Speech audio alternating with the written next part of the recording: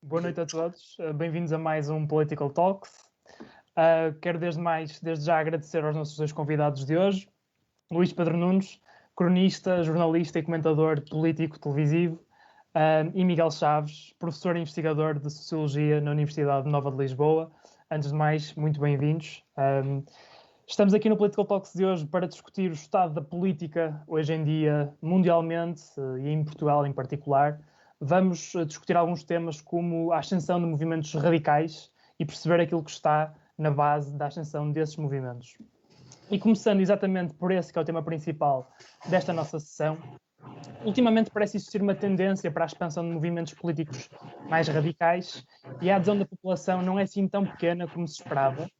E, portanto, iria à pergunta fundamental, que é porquê agora, neste momento da história, a ascensão destes movimentos, de um ponto de vista social, de um ponto de vista evolutivo histórico, porquê agora a ascensão destes movimentos? E se calhar começaria com o Dr. Miguel Chaves. Bom, quer dizer, é muito... Há toda uma vastíssima investigação produzida, digamos, ao longo do século XX sobre digamos, a ascensão e o declínio de movimentos extremistas radicais, quer de esquerda, quer de direita, não é? O que imagino neste caso que esteja a questionar não é sobretudo o aumento, digamos, dos votantes, dos apoiantes e também militantes de partidos radicais de direita radical ou de extrema-direita, e não exatamente digamos, desses movimentos extremistas mais conotados com a esquerda. Isto porque, de facto, os movimentos radicais de esquerda têm justamente a forma de movimentos, sobretudo movimentos sociais, não é? Designadamente em Portugal. Portanto, há uma quantidade de grupos, nomeadamente de entidades ONGs, movimentos sociais, etc., que se organizam em grande medida em torno, por exemplo, tem uma grande expressão no Fórum Social Mundial e que digamos, têm-se orientado muito numa luta não contra a globalização, digamos, mas contra determinados aspectos da globalização nos termos em que ela se apresenta no momento presente, não é? Orientando-se para aquilo que muitas das vezes é designado como uma alter globalização, que se baseia, como é sabido, muito nas questões do controlo propõe formas de controlo de capitais, dos mercados de capitais. Criação também se pauta, embora este seja um desígnio difícil de atingir, pela criação de organizações internacionais de trabalhadores, pela criação e aprofundamento de redes ecologistas, feministas, LGBT, antirracistas, anticapitalistas, etc. Não é? E estes movimentos, de facto, têm vindo a ser designados progressivamente de movimentos extremistas. Digamos, é uma tendência, esta utilização deste termo para designar estes movimentos é obviamente pejorativa, não é? Começa a ter, digamos, uma presença muito forte, em resultado depois de aspectos, de acontecimentos que podemos depois, sobre os quais podemos falar, mas na realidade são movimentos que em Portugal praticamente não tiveram expressão nem visibilidade e que neste momento começam a ter visibilidade. E, portanto, essa visibilidade e até uma adesão juvenil a esses movimentos faz com que haja, digamos, uma espécie uma orientação no sentido de os catalogar como movimentos extremistas. Okay? Agora, em relação aos partidos de extrema-direita, não acho que a lógica e o tipo de análise que utilizamos para analisar o crescimento dos partidos de extrema-direita seja a mesma que poderemos utilizar para dar conta dos processos de crescimento dos movimentos sociais em Portugal. e mesmo em termos internacionais. Portanto, não há essa ideia de uma espécie de teoria dos extremos, ou teoria, pelo menos que eu conheça. Não é? Há, de facto, muita literatura, como eu disse, produzida no sentido de dar, e estudos empíricos, no sentido de dar a conhecer os aspectos que quer do lado da oferta, quer do lado da procura, portanto, quer do lado daqueles que aderem a esses movimentos e que votam nesses partidos políticos, quer do ponto de vista da oferta, e, portanto, da oferta partidária, que esses partidos têm para oferecer e do modo como oferecem, não é? E como se organizam e mobilizam neste momento os mídias, nomeadamente as redes sociais, para obterem um crescendo de votantes.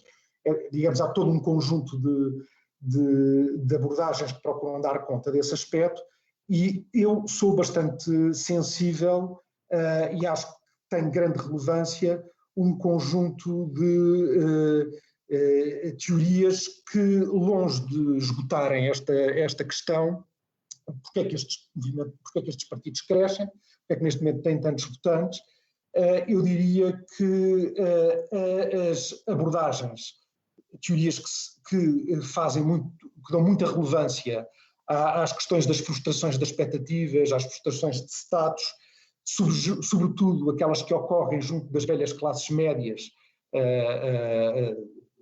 que é um termo que tem outras designações, nomeadamente as pequenas burguesias tradicionais, e também a frustração de expectativas e de status que têm lugar junto daquelas classes trabalhadoras que são, digamos, órfãs da desindustrialização, correspondem, digamos, a teorias que eu entendo que têm, novamente, sem esgotar a explicação deste crescimento, uma relevância explicativa considerável.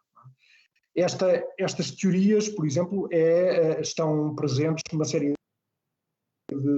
de análises que foram produzidas acerca do crescimento dos grupos de extrema-direita, não só na atualidade, mas também no período entre guerras. Não é? Estou a recordar-me, obviamente, da obra do Seymour Lipset, nos anos 50, já nos anos 90, do Hans-Georg Betz, por exemplo, que, a meu ver, como eu disse, continuam a ser muito pertinentes. Na realidade, para mim, sublinhando, são, digamos, os pontos de vista mais relevantes, na medida, para explicarem este acréscimo dos partidos de extrema-direita e a sua base de apoio popular, digamos assim, na medida em que as questões que têm a ver com a falta de reconhecimento social, utilizando uma linguagem mais sociológica, de falta de capital simbólico, e as concomitantes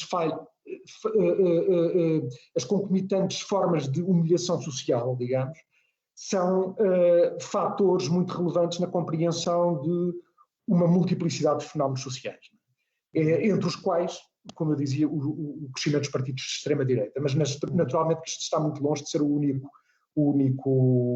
aspecto para explicar o engrossar das fileiras destes partidos. Há vários outros aspectos. Como eu disse, tanto do lado da procura como do lado da oferta partidária, naturalmente. Formas de organização particulares, um tipo de discurso, um tipo de capacidade de atuar no interior das redes sociais de uma determinada forma, uma certa... E depois outros fenómenos do lado da procura que não têm a ver, naturalmente, apenas com déficits e com formas de frustração de reconhecimento social. Não é? Pronto, eu vou ficar por aqui para dar a palavra ao Luís e depois podemos continuar. Certo, acho que tocou aí alguns pontos interessantes. Eu ia perguntar ao Luís se como o Miguel, concorda que esta falta de reconhecimento social... Eu assino por baixo o que o Miguel disse e não serei capaz de explicar tão bem com tanta estrutura académica, mas eu acho que Portugal ainda está num momento um pouco híbrido, porque eu lembro-me há 2, 3 anos, ainda como comentador político, era interessante que nós não acreditávamos a possibilidade do surgimento de um partido de extrema-direita como o Chega. Aliás, havia apenas o PNR, e não nos parecia nada possível nem concretizável o surgimento de um partido como o Chega e com a dimensão que o Chega tem neste momento. Isto é um fenómeno de um ano, em que um ano em pouco nós estamos aqui com uma realidade política totalmente condicionada, dia a dia, pelaquilo que é a possibilidade de um resultado eleitoral que o Chega possa vir a ter no futuro, que não é o que tem agora, mas é uma eventualidade que ainda não se concretizou, que é o crescimento do Chega. Só existem sondagens. É um deputado que condiciona todo o discurso político nacional. Da mesma maneira, à esquerda, ainda não temos um discurso, eu vou utilizar, não gosto do termo radical, mas começou agora a dar os primeiros passos, por exemplo, na revisão da história colonialista. Não temos uma geração woke cimentada, nem com uma voz nos mídias, não há uma geração jovem a fazer exigências em termos das questões identitárias de uma forma muito perene nos nossos questões social. Temos até, em termos de vozes identitárias e reivindicativas jovens, estamos bastante atrasados comparativamente com o avanço da extrema-direita, que normalmente, atenção, são discursos que costumam andar em espelho. Há, neste momento, um discurso de extrema-direita mais avançado do tempo, digamos, se quisermos dizer isso, que um discurso à esquerda, em que temos um bloco de esquerda que está sem causas, e temos poucas pessoas a reivindicar um discurso de género, racial. Tudo se resume ao Mamadou Ba e à deputada Joacine, agora Simões não se percebe bem como, mas enfim. E as questões dos direitos LGBT, não há um movimento tão avançado no tempo, comparativamente com outros países, como o Chega acabou. O Chega é curioso porque parece que já tem uma dimensão temporal tão grande, não tem um ano e pouco de vida. E há uma coisa que foi agora até o próprio António Guterres que alertou, que é a aceleração que a pandemia pode criar ao nível do cerceamento das liberdades e do desenvolvimento de movimentos e de países e de criação de corte de liberdades, no fundo, e da pandemia ser em si própria um gerador de radicalismos ao nível de nacionalismos, antiglobalização, a fecho de fronteiras, e que a pandemia e a própria vacinação e o nacionalismo das vacinas pode servir a isso. Eu tenho muita curiosidade, como espectador destas coisas, tentar perceber onde é que os jovens e a reivindicação jovem se vai posicionar como uma nova voz pós-pandemia. Eu não me parece que o discurso Greta seja um discurso que sobreviva à pandemia, que tem que ser alguma coisa o discurso jovem pós-pandemia terá que se posicionar a um nível reivindicativo diferente. Não sei bem, mas eu não me parece que o discurso que havia antes da pandemia a nível de juventude possa passar por esta pandemia e manter-se nos mesmos termos. Sendo que estamos a ver que ao nível da direita ele vai se radicalizar mais e vai ter mais substância do terreno, porque vai existir a governar e vai existir com mais solidez.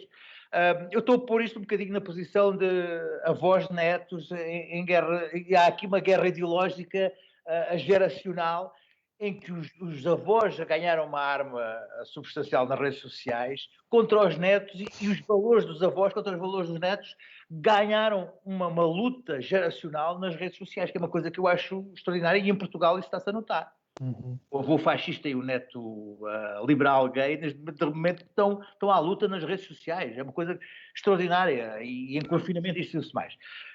Resumindo, há um movimento em Portugal que ganhou forma em muito pouco tempo, um rastão no Chega que foi capaz de federar de facto uma série de descontentamentos que nós próprios pressentíamos que existiam, mas não acreditávamos, e que foi adubado pelas redes sociais e pelo vácuo que havia à direita. à esquerda ou digamos, onde nós posicionamos mentalmente o radicalismo de esquerda, só agora começa a dar as primeiras vozes, mas está a começar exatamente nestes dias, com a questão da desconstrução do colonialismo, há uma voz a nível do ambiente que não se ouve em Portugal, ou de um posicionamento ambientalista radical, que não existe mesmo, mas existe uma voz dos direitos LGBT que se ouve, mas só a querer aceitação, não a querer posicionamento, nem a querer uma voz muito feroz. Portanto, eu acho que estamos aqui num momento um pouco híbrido, que esta pandemia está, de alguma forma, a colocar numa bimbi qualquer, que vai dar uma sopa qualquer, de um radicalismo qualquer, porque temos que aceitar duas coisas. O centro é muito desinteressante e o centro estava a dar à juventude seguinte condições de vida piores. Portanto, também não havia nada de interessante ao centro, não é? Não estava a dar nada aos jovens interessante, para já era o status quo para pior. Portanto, é natural que também possa haver aí uma necessidade para ir para os extremos. Eu, se fosse jovem, ia para os extremos, não ficava no centro, a não ser que me inscrevesse num partido para ter uma empresa, não sei, fosse um boy, desse em boy. Mas, de facto, o centro não dá nada de interessante a quem olha para a política, e é disso que também estamos aqui um pouco a falar. Portanto, às extremas que há qualquer coisa de motivador. Ou é salvar o mundo, ou é recuperar o passado. São os dois lados, não é? Ou vou salvar o mundo, ou vou recuperar os meus heróis e os meus valores, e o Marcelino da Mata e qualquer coisa. Portanto, estamos um pouco assim, e eu acho que, sem querer ser... acho que é um pouco preocupante, mas... vivemos sempre à beira da catástrofe, desde que eu me conheço, portanto, também. Começámos na catástrofe do RSS acabar com os Estados Unidos, agora, ou os Estados Unidos com o RSS, agora estamos nesta de haver aqui qualquer coisa de muito má, e estamos a viver uma pandemia mundial, portanto, pior que isso, acho que é difícil. Mas... É difícil. Miguel, concorda com o Luís quando falamos deste reposicionamento e que vai ser necessário que os jovens descubram novas causas para reivindicar? E, na sua opinião, que causas é que podem ser essas? E ele só pedir que ligasse o micro, Miguel.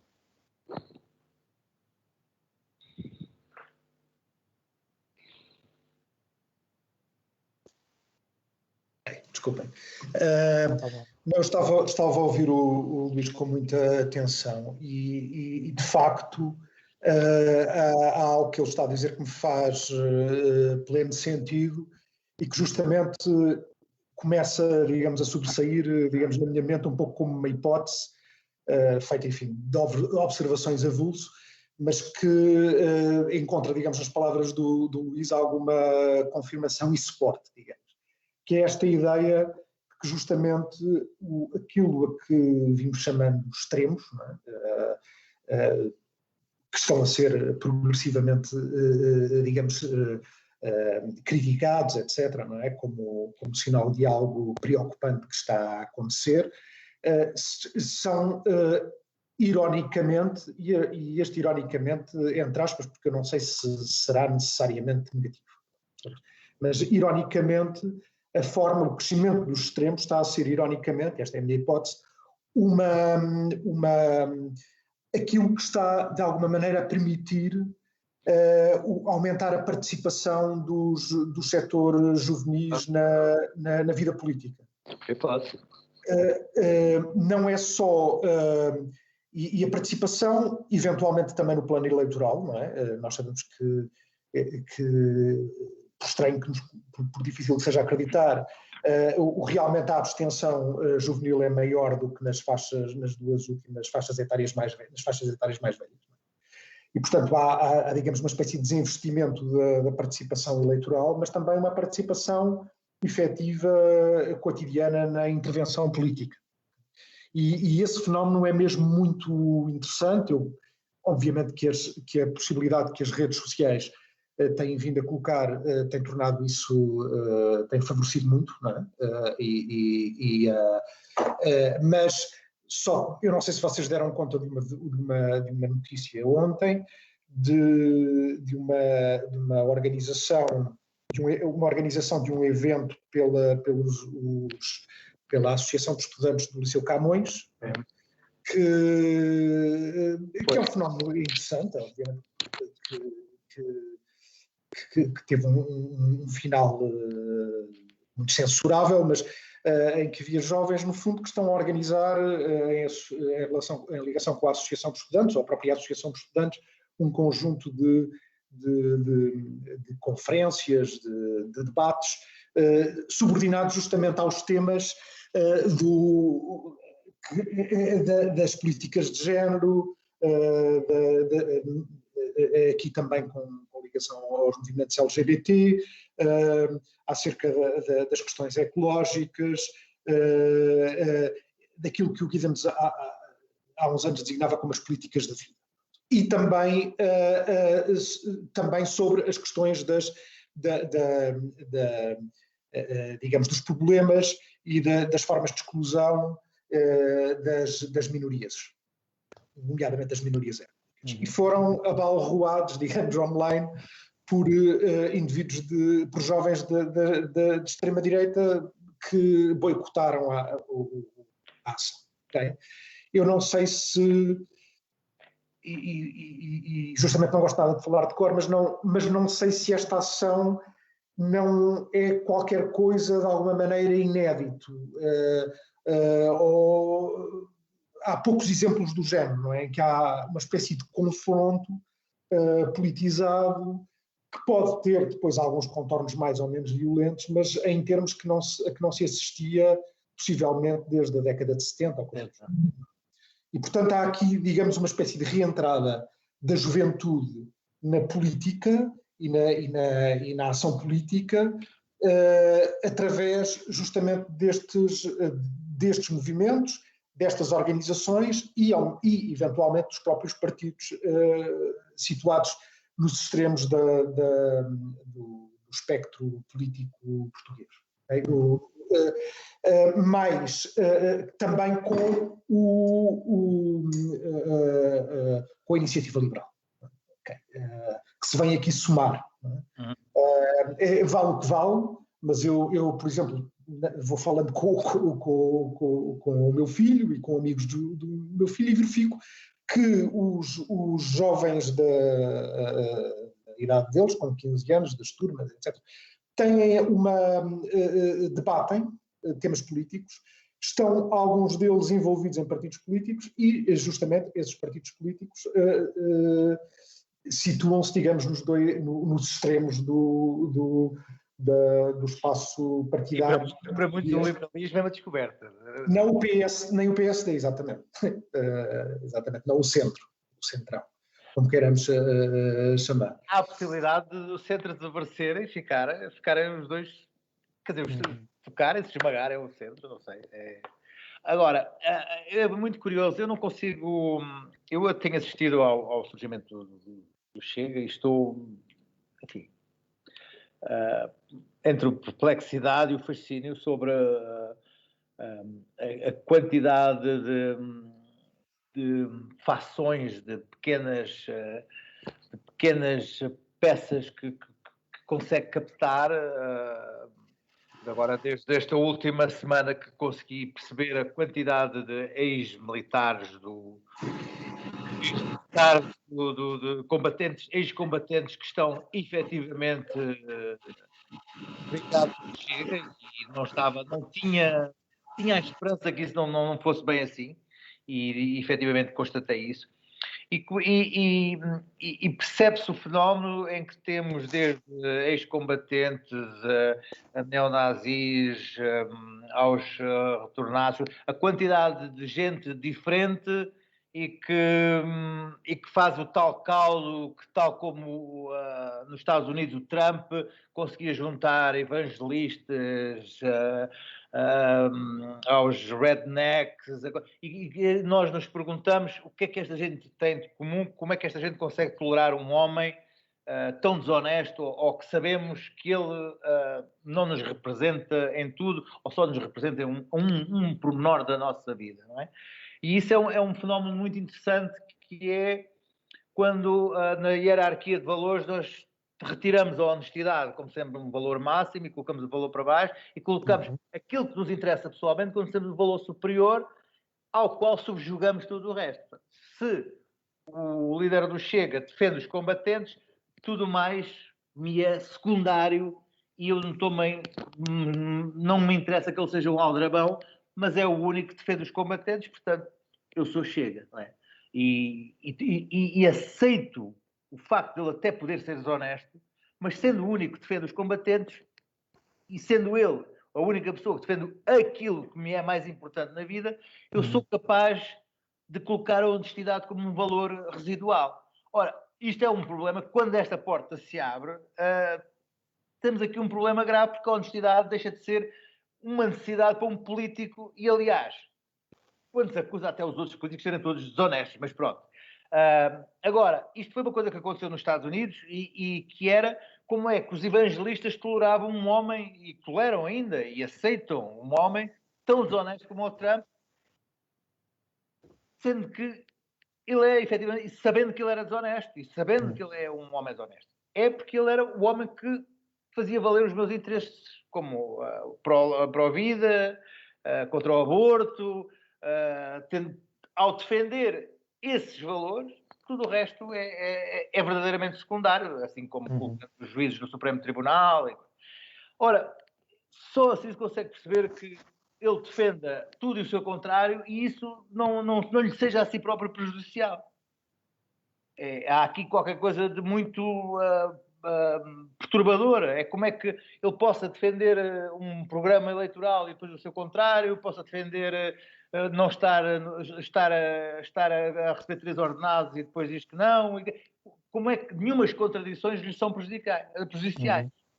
É porque tudo o que se interessa ali é aquele único adenda, aquele tema que me é a mim, pessoalmente, o essencial. Luís, à esquerda, a questão de grandes princípios como o planeta, as condições, as alterações climáticas, estamos a falar de uma coisa diferente. Estamos aqui a falar de um grande princípio geral e global. E aí estamos a falar de um valor e não de um líder. E aí as coisas começam a ser diferentes, não é? E aí já temos fações e pequenos grupos e pequenos partidos que se vão andar a matar uns aos outros em prol de um grande valor que é alterações climáticas. E aí é sempre o que acontece à volta desses partidos, é a impossibilidade de se unirem em prol de um valor comum que têm, que é as alterações climáticas, por exemplo. Nós temos um problema com o ambiente que é a incapacidade de se unirem à volta de um mesmo problema. Aconteceu com a Greta Thunberg, mas a Greta Thunberg é um símbolo, não é um líder global capaz de levar o movimento a proporcionar mudanças, embora tenha tido uma capacidade extraordinária de mobilização de jovens e de crianças à volta desta ideia. Conceptualmente são de facto coisas diferentes e eu acho que do lado direito é de uma eficácia atroz esta maneira como é como uma pequena um sistema de vida que utiliza os outros para sobreviver, não é? Tem essa capacidade e observar de fora é perturbador. Eu estive no Congresso do Chega, portanto sei quão eles próprios se dão mal uns com os outros, mas aquele líder, aquilo é um partido de um homem só que consegue, que tem de facto uma capacidade extraordinária de mobilizar e de perceber o ar do tempo. Miguel, e esta reorganização de valores que o Luís referiu, como é que se combate isto? Como é que os partidos mais ao centro e mais moderados podem combater esta problemática? Miguel, pedia só que ligasse o microfone, por favor.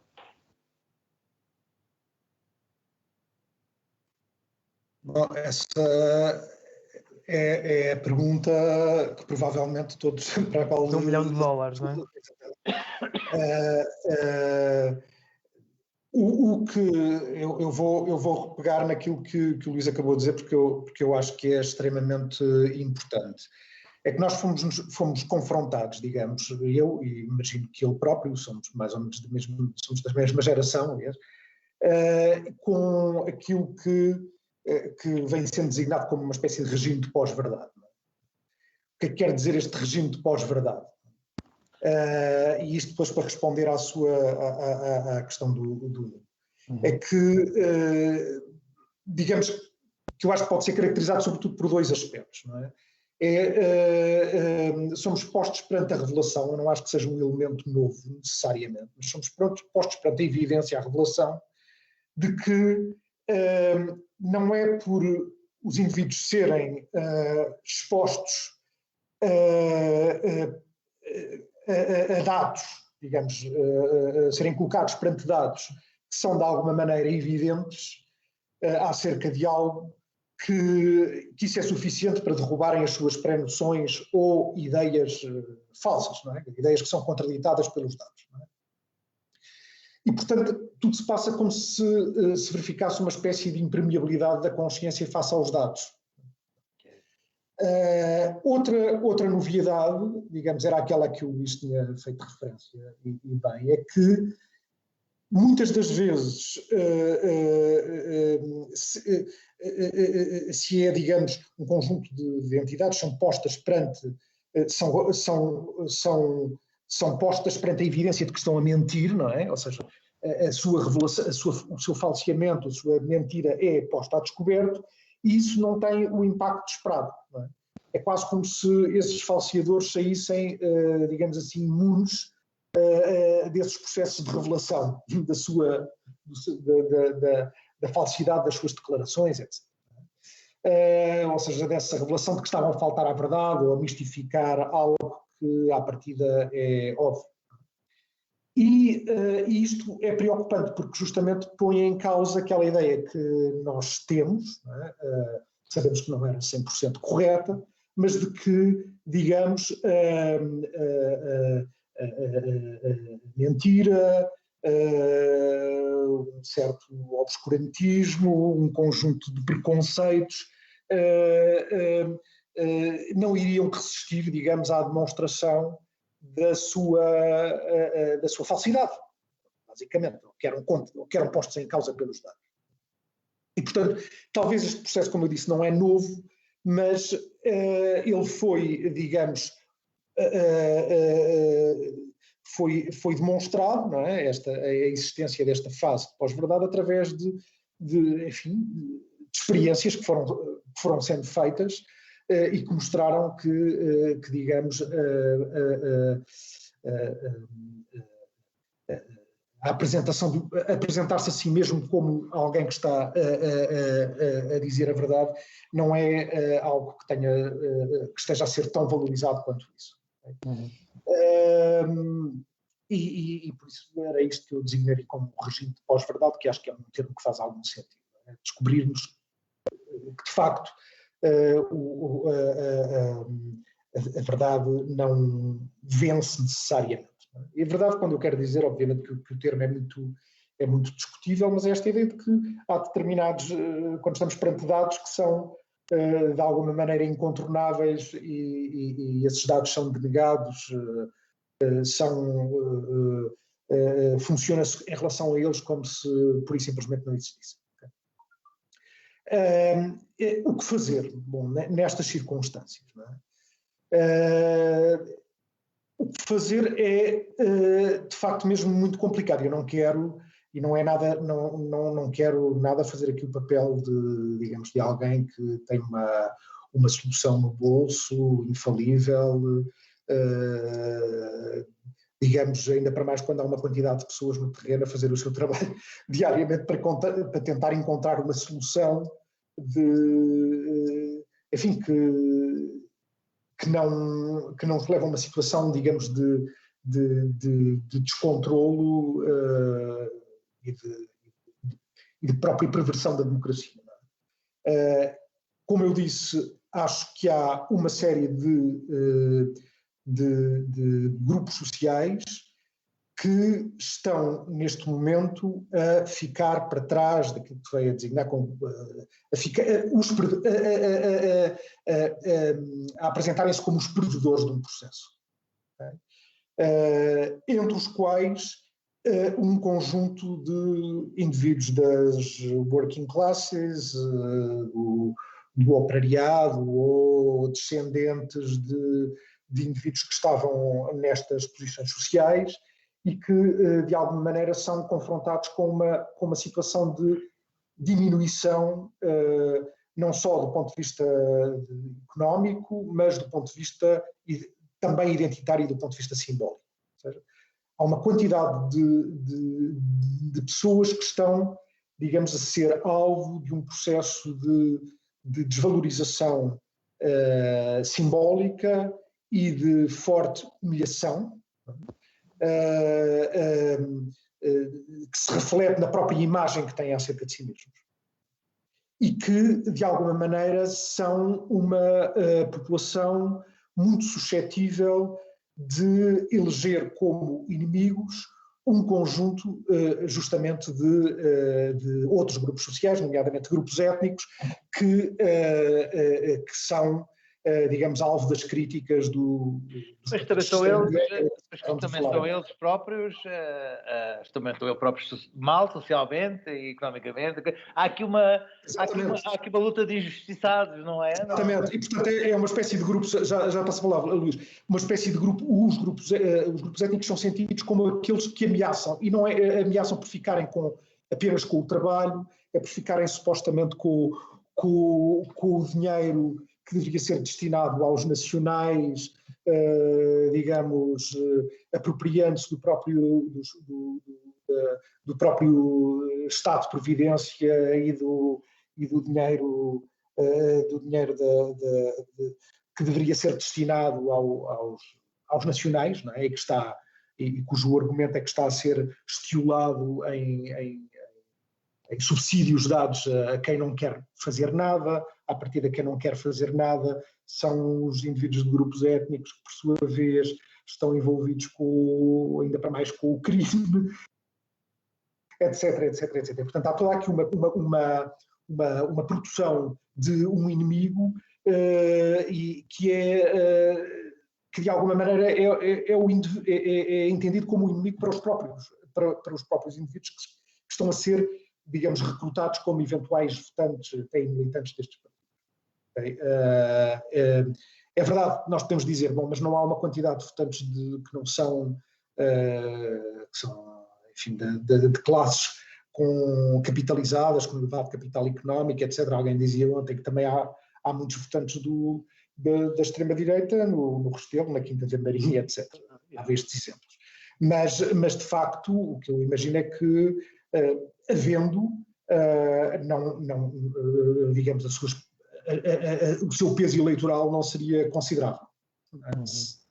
E, portanto, o recrutamento está a ser feito noutro tipo de classes sociais, mas há muito para se saber.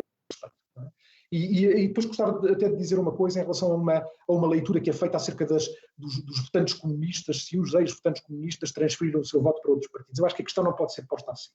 A questão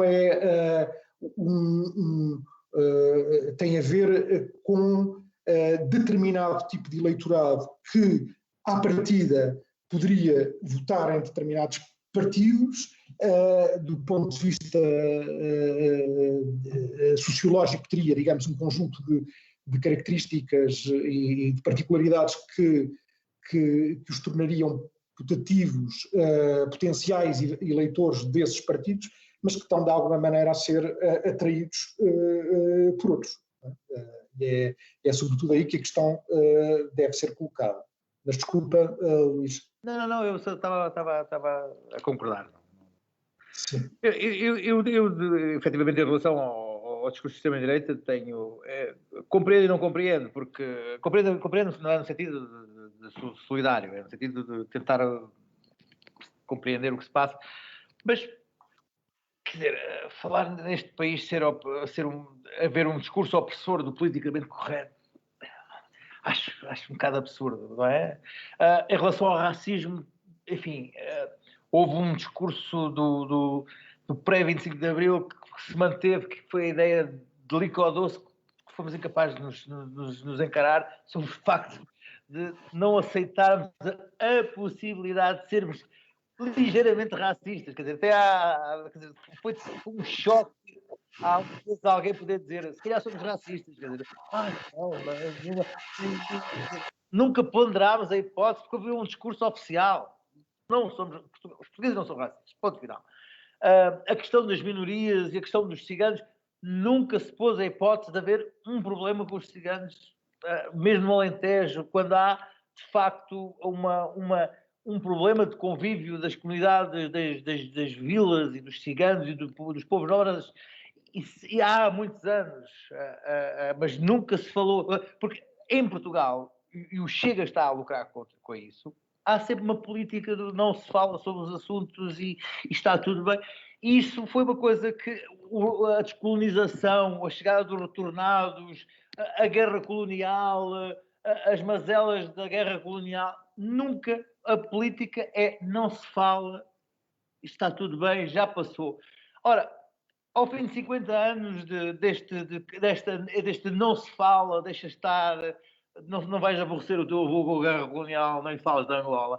Isto uma vez havia de começar a ter problemas. E isso aconteceu, quanto a mim, nas redes sociais, naquilo que se chamam câmaras de eco. De repente começou tudo a falar dentro da sua câmara de eco, consigo, fora sem ninguém a perturbar, e foi ali que as pessoas se reencontraram umas às outras nos seus pequenos pruridos, que se transformaram em grandes feridas, algumas delas ficcionais, porque as pessoas que eu vejo em estados completamente fora de si são pessoas que nós depois reencontramos na rua em estado normal, não é? Porque têm pouca literacia digital, pessoas, algumas que entraram há um ano no Facebook, ou há um ano e meio, e que se deixam, que entram naqueles rabbit hole de fúria facebookiana, para dentro daquela câmara de eco, e todos os problemas que foram colocados sobre um manto do não se fala, foram levados ali para o pior. Foi uma recuperação ao ponto do antes e para aquilo de Angola é nossa, e a guerra foi ganha por nós, e a culpa é dos não sei quantos, e os ciganos não fazem nada. E houve uma apropriação por parte do Chega e do Ventura, que se apercebeu que podia ir ali apanhar exatamente por um lado mais demagógico, e fê-lo e está a fazê-lo. As redes sociais do Chega são bem feitas, e o Ventura ganha sempre todos os debates, e dá sempre aquilo é sempre uma tareia em toda a gente, no Parlamento, e é sempre uma vitória estrondosa, e desarma sempre toda a gente. E a estratégia é, em cima do momento, saber captar o lado demagógico da coisa. Eu, por exemplo, sinto o meu discurso está neste momento profanado pelo Ventura, porque eu sinto-me impedido de falar certas coisas, porque já foi sujo pelo Ventura. Quer dizer, quer falar sobre o padrão dos descobrimentos, dizer que aquilo é um disparate. Mas o Ventura, antes, ela foi fazer o seu xixi em cima, e eu já sinto mal, porque parece que vou atrás de Ventura. E eu que tenho um discurso centro-direita, enfim, sempre andei por essa. Neste momento, estou tapado. Ele fez uma cobertura ao meu discurso, e eu, para já, tenho que manifestar sempre antes um ódio horrível ao Ventura, e segundo, ir atrás de coisas que ele já sujou, que já andou ali a esgravatar, e sinto-me inibido às vezes a dizer coisas, porque às vezes ele, entre o extremismo, também diz coisas que também não são parvas de todo, e então eu sinto, eu estou a pôr os pés em cima, eu recuso-me a pôr os meus pés em cima das pegadas do Ventura. Recuo e não me expresso sobre isso, e estou inibido em falar, em colocar a minha opinião no espaço público por causa dele. Ora, é bem feito aquilo que ele faz. E volto a dizer que, por exemplo, eu que gostava e queria e sinto uma necessidade grande de aderir a um discurso ambientalista, eu sinto uma urgência de aderir a um discurso ambientalista, não posso, não quero, preciso de fazer parte do discurso ambientalista e não tenho, por exemplo, em Portugal, algo que me apanhe para um discurso ambientalista e para uma praxis, e para uma participação ativa no discurso ambientalista, do qual eu quero ser parte. Mas onde? No PS? No coisa? Naquelas coisas que eles fazem, é uma pequena linha do partido? Quer dizer, há aqui estas duas concepções de mundo que eu vejo, uma virada para o passado e outra virada para o futuro, em que eu acho que estes tipos que vão ao passado têm, de facto, uma capacidade de performativa muito maior. Enquanto eu acho que, de facto, é um discurso virado para o futuro, é que a geração que vem num discurso pós-pandemia, eu acho que há aqui tem que haver necessariamente um corte qualquer aqui ideológico, na maneira de conceber o mundo, de uma geração que passou meses, perdeu um ano de sua vida. Há aqui qualquer coisa que vai mudar, espero eu, na maneira de ver o mundo, e espero que, para ver o mundo de outra maneira, um adolescente que passa o mundo, vê o mundo com esta periculosidade e esta fragilidade, após passar um ano ou ano e meio, ou quanto tempo for, neste confinamento e sobre este medo, terá outra urgência em querer mudar o mundo, não sei, espero eu que tenha, e perceber que esta pandemia surge pela maneira como tratamos o planeta e não surge por acaso, e queira ter uma voz ativa nesta capacidade de intervir no mundo. Agora, eu acho que em Portugal as forças não estão tac-a-tac. Eu acho que o discurso ambientalista e o discurso de alteração quer dizer, o discurso de género tem tido impacto na política e tem tido em termos legislativos. Agora, na mobilização, nomeadamente em termos de ambiente, eu acho que não há eco. Miguel, pegando aqui no ponto de Luís, que acho que é muito relevante, na sua opinião, acha que os partidos que são mais moderados e estarão mais ao centro podem muitas vezes estar mais preocupados em tentar deitar abaixo as bandeiras dos partidos mais extremos e de extrema-direita que estamos aqui a falar, e menos preocupados em reinventar as suas causas, em ir captar exatamente pessoas como o Luís, que se calhar estariam interessadas em causas que não são exploradas hoje em dia? Acha que esta estratégia pode ser errada? Pode estar a dar mais palco ainda a estas forças nomeadamente de extrema-direita? O que é que acha? Miguel, peço desculpa, pedia só mais uma vez que ligasse o microfone. Desculpem, é que estou sempre a desligar o microfone porque faz algum barulho quando o Luís está a falar. Bom, mas voltando só àquilo que o Luís acabou de dizer, há um aspecto, e ele saberá melhor do que eu, mas que me parece que na esfera mediática, quer nos mídias tradicionais, quer nos novos mídias, está, digamos, a funcionar como um trunfo para os partidos, sobretudo para a extrema-direita,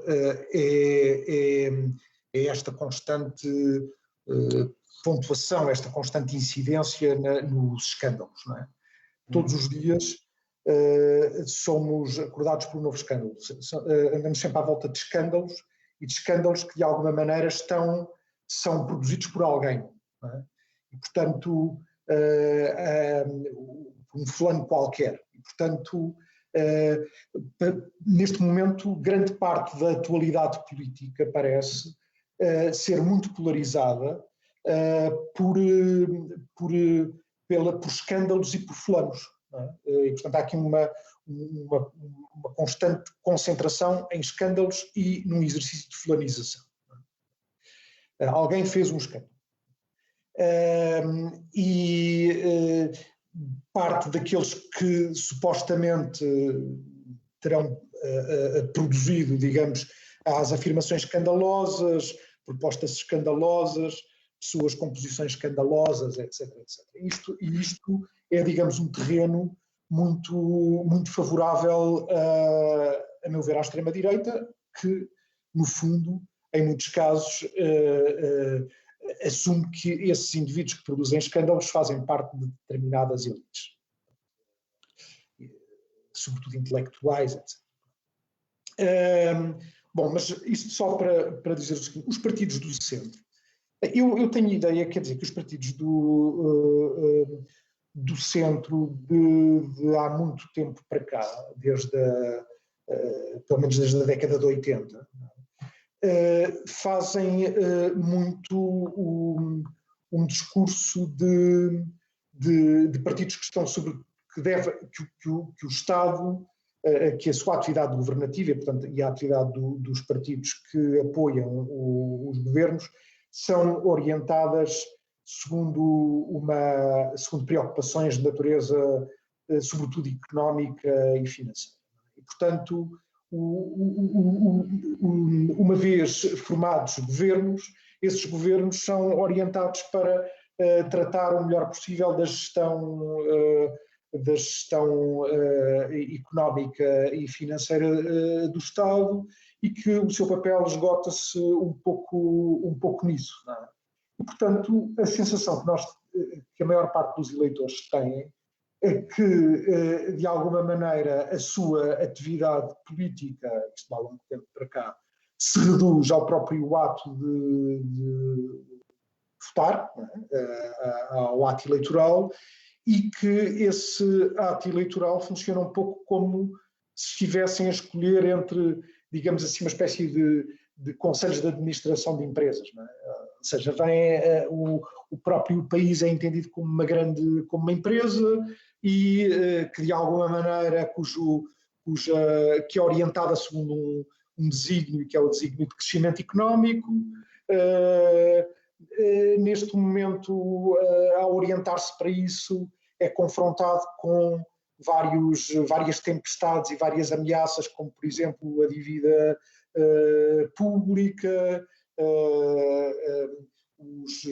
o déficit, etc., etc., e que, portanto, digamos, estamos perante uma política que, no fundo, está subordinada a desígnios económicos e a uma espécie de gestão do barco que tem completamente balizada por questões de natureza económica e que tem como fito último o crescimento. E, portanto, não são partidos que de alguma maneira tenham justamente produzido outro tipo de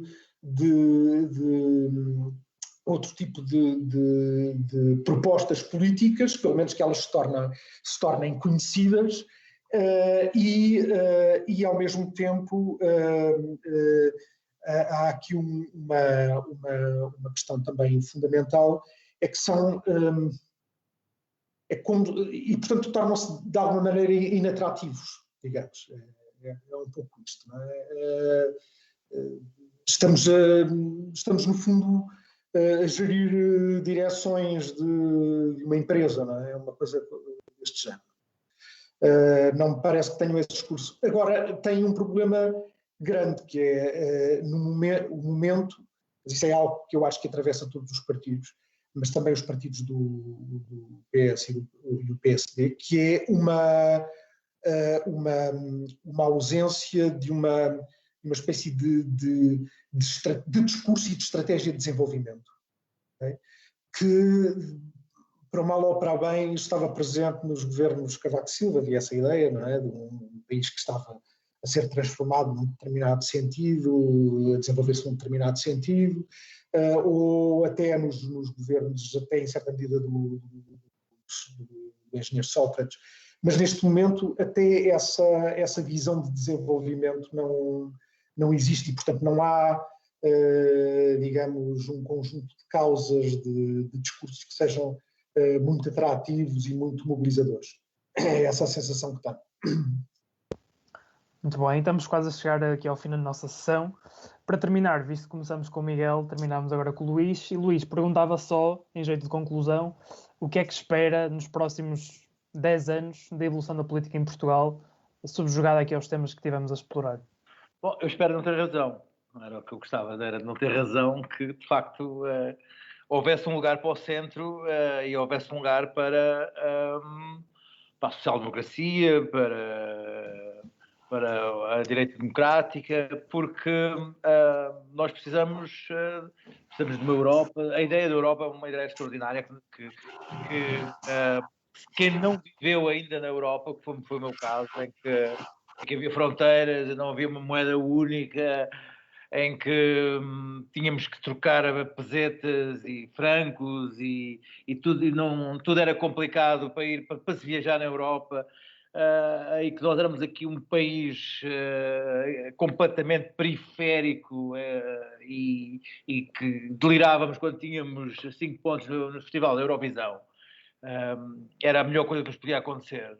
A ideia da Europa é uma ideia extraordinária, uma ideia fabulosa e que estamos a maltratar e a desprezar, nomeadamente nós, europeus, não estou a falar de nós portugueses, nós europeus estamos a maltratar e a desprezar e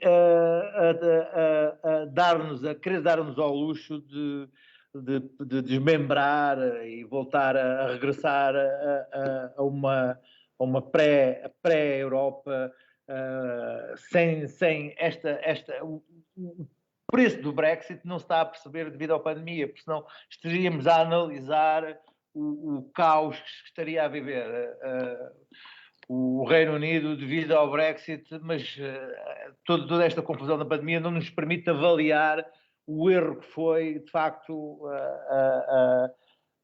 a saída, e Boris Johnson ainda consegue capitalizar a vitória da vacinação por ter-se antecipado à Europa e à velha e pesada e burocrática Europa. Contudo, a Europa é uma ideia extraordinária e eu acho que se dentro de 10 anos ainda existir a Europa e tiver avançado ainda um pouco mais na integração que choca tanta gente, mas que de facto é um caminho que não interessa só aos países do Sul e que os países nórdicos que antigamente nós tínhamos em tão boa consideração por serem países compreensivos e tolerantes e amigos e solidários e que hoje estão a voltar a outro tipo de estamos a refazer a ideia que tínhamos deles com governos centro-direita e alguns extremistas e a viverem numa posição de egoísmo. E se sobrevivermos a esta pandemia sem o egoísmo das vacinas e conseguirmos ser minimamente solidários com o mundo, que é uma coisa que nós não percebemos, é que estamos completamente voltados para a nossa vacinação dos nossos, não queremos saber dos outros para coisíssima nenhuma. E se daqui a 10 anos tivermos vencido esta pandemia e tivermos vencido a integração europeia e estivermos cá sem viver em regimes nacionalistas de fronteiras e intolerantes, eu dar-me-ia por feliz. Muito bem. E com esta nota... E ambientalistas já agora. E ambientalistas. Preocupados com o planeta, que é o mínimo, acho eu, não tentássemos salvar isto. Estamos preocupados com Marte e olha, temos aqui isto para salvar. Muito bem, com esta nota positiva do Luís, terminamos então a nossa sessão. Quero agradecer ao Luís e ao Miguel por terem estado connosco. Prazer, Miguel. E muito obrigado pela vossa participação e até uma próxima.